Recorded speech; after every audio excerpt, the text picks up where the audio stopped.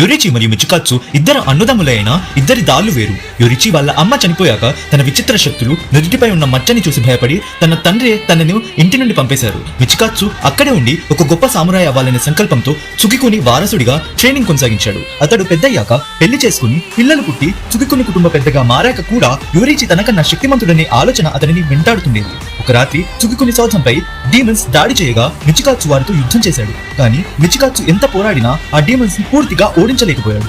అలా పోరాడుతూనే తను చనిపోయి వారి కుటుంబం నాశనం అయిపోతుందేమో అని ఆలోచిస్తుండగానే యోరిచి ఆ డీమన్స్ వైపుకి దూకాడు.